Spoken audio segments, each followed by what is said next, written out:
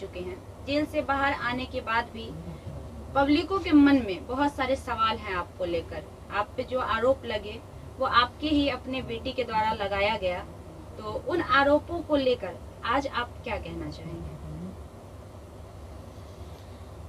मैं यही कहने के लिए चाहता हूँ, बेटी हो या बेटा हो, माँ पिताजी गांव समाज के लोग सबों को समान दर्जा देने के लिए चाहते हैं, किसी को बड़ा और किसी को छोटा नहीं।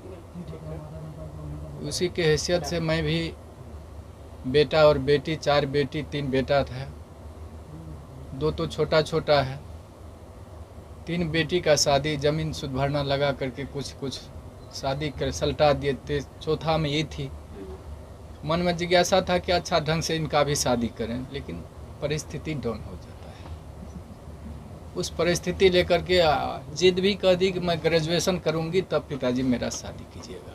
भरोसा दिलाई, सहानुभूति हुआ, अच्छा शिक्षा की ओर झुकाव है तो थोड़ा और सहानुभूति दे करके क्रेडिट लोन विद्यार्थी क्रेडिट लोन ले करके इनको ग्रेजुएशन करवा देते हैं। शिक्षा का विनाश नहीं होता है। मैं यही चलते उन पर सहानुभूति रखा और जहाँ जहाँ सोचे साइड बिजनेस थोड़ा लगा देते हैं, जीविका से जुड़ा दिए। गाँव समाज में 10 ठो समूह चलाएगी, उससे जो होगा आगे विकास, बुद्धि भी विकास उनका होगा। और सेप्स ऑफ कंपनी से भी जोड़ा दिए थे।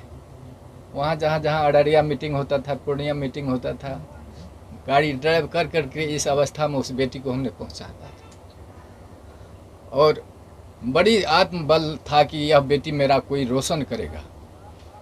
लेकिन दुर्भाग्य था मेरा ही दुर्भाग्य है, वह बेटी आज मेरा कहीं का नहीं रखा।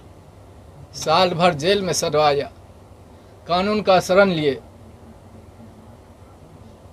लोअर कोर्ट रिजेक्ट किया जज साहब, वकील साहब, हाई कोर्ट में बेल फाइल किया गया, लेकिन सत परेशान होता है, पराजित नहीं होता है। हाई कोर्ट में बेल फाइल हुआ, वकील साहब शिवानंद बाबू, वकील साहब अजय ठाकुर हाई कोर्ट से रिजेक्ट भी करवा करके किसी तरह से बेल का अनुसंधान जारी किए कि ऐसा जो भी परमात्मा का मौज हुआ, इन लोगों की सहानुभूति मिली। आज साल भर भी जेल से में भी शिवनंदन बाबू की सहानुभूति वर्णन नहीं हो पाता है। वहाँ जेल गेट पर भी पहुँच करके इन्होंने पिता का रोल अदा किया कि अब बंदी मेरा है, अधीक्षक साहब यह बंदी मेरा है, इसको कोई तरह का तकलीफ नहीं होना चाहिए। अहम भूमिका को शिवनंदन बाबू पहुँचाइए और साल भर के बाद बेल लिए।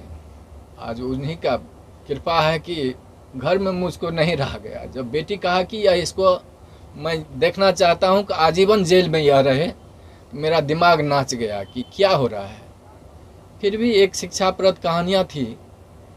एक बिच्छू जब पानी में डूब रहा था तो साधु महात्मा पार हो रहे थे, वह बिच्छू को बचाने के लिए अपने हाथ पर लिया। बिच्छू 2 बार डंक मारा, डंक को सह कर करके महात्मा ने वह बिच्छू को पार लगा दिया। तो वही मैं चाहता हूँ कि वह बिच्छू की तरह वह बेटी नहीं बने। बेटा तो पिता का गोद का भरने वाला होता है। जहाँ कहीं भी वह बेटी रहे, अपना जीवन जीविका चलावे। और मैं क्या बोल सकता हूँ वह पिता के दर्जा में।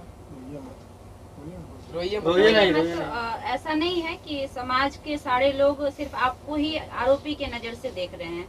कहीं ना कहीं दूसरे वर्ग के लोग ऐसे भी हैं जो आपकी बेटी को भी आरोपी के तौर पे देख रहे हैं, क्योंकि गलती की शुरुआत कहीं ना कहीं आपकी बेटी से होती है, अगर शुरू से देखा जाए पूरा मामला का तो। लेकिन जैसे ही आपके आते ही एक बार आरती ने फिर से सवाल शुरू कर दिए, तो आरती के लिए आज आप क्या कहेंगे? वो आरती की मर्जी है, जो करावे।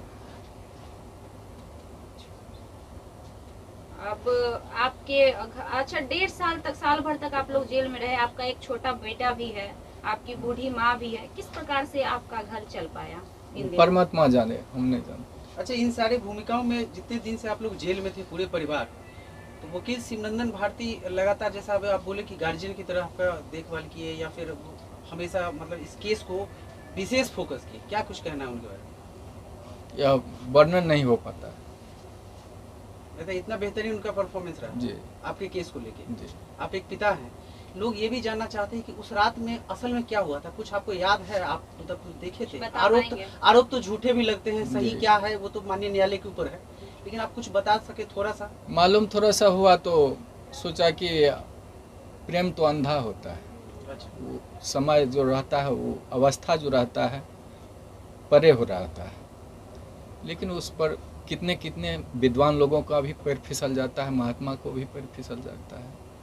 तो हमने सोचा कि जब इस तरह की घटना हुई तो उसको बचाने के लिए हल्ला हुआ कि चोर आ गया है, डकैत आ गया है गोली मारने के लिए। तो उससे पूर्व भी लड़का वो उन्होंने धौंस दिया था कि मैंने गोली से उड़ा दूंगा। किसको दिया था? पवन यादव को, मेरे बेटा रविकांत को। अच्छा, गोली से उड़ा दूंगा, बचने के लिए नहीं दूंगा। उस पीरियड में उन्होंने घर में पकड़ाया तो हल्ला हुआ कि डकैत आ गया, डकैत आ गया। डकैत के दरमियान में पहचाने उसको तो कहा देखे मेरा जात भाई है, बच्चा है, पैर फिसल गया। उसको बचाने के ख्याल से मैंने घर में बंद किया, और उस दरमियान में कैसे उसका मौत हो गया हम लोगों को कोई जांच का विषय है। मतलब आपको इसके बारे में इसके बाद विशेष कुछ जानकारी नहीं? कुछ नहीं। तो आपको नहीं लगता कहीं ना कहीं छोटू को इंसाफ नहीं मिला? हो गया। अब छोटू का इंसाफ हम क्या देख कर बोल सकते हैं। ठीक। अच्छा, जब से आप लोग बेल पे बाहर आए हैं तब से आरती सोशल मीडिया पे ये बयान दे रही है कि उनके परिवार में आप लोग से आरती को खतरा है, घर दिखाने की बात हो रही है, इसको आप कैसे देखते हैं और अपनी बेटी को कुछ कहना चाहिएगा हमारे माध्यम से? हम तो यही करने के लिए चाहते हैं कि माँ बाप तो जिगर होते हैं, हृदय का टुकड़ा बाल बच्चा उनका होता है, उसके प्रति आघात कहीं माँ बाप सोचे, गांव समाज के लोग सोचे। इसलिए अगर आरती चाहती है, साल भर तो जेल में सजा ही दी, अब जमीन जायदाद तो बेच करके थोड़ा बहुत बेल करवाए, अब चाहती है कि गांव समाज को छोड़ करके कहीं चले जाए तो मैं जाने के लिए तैयार हूँ। बेटी जहाँ कहीं भी रहे वो खुश होकर करे। जो घटना आपके साथ घटित हुई है उससे समाज में जितने भी पिता हैं सब सहमे हुए हैं। बहुत सारे पिता अपनी बेटी को लेकर उनके मन में ये सवाल पैदा हो रहा है कि क्या हमारे साथ भी हमारी बेटियां भी ऐसा कर सकती हैं। तो उन पिता के लिए आपकी क्या मैसेज होगी, क्या संदेश होगी? सब बेटी बेटा ऐसा नहीं होता है। हम भगवान से प्रार्थना करते हैं वह सद्बुद्धि दे और सत रास्ता पर वह बेटा बेटी चले, और जो बिगड़ने के लायक होती है वह बेटी को भी मैं प्रार्थना कर रहा हूँ गुरु महाराज से, भगवान से, कि वह दूसरे के बहकावा में नहीं आकर करके अपना जो कर्तव्य है, अभी भी शादी की है, अभी भी हक निभा कर करके दोनों घर को आबाद करके चले। इसी में मैं भगवान से प्रार्थना। ठीक ठीक।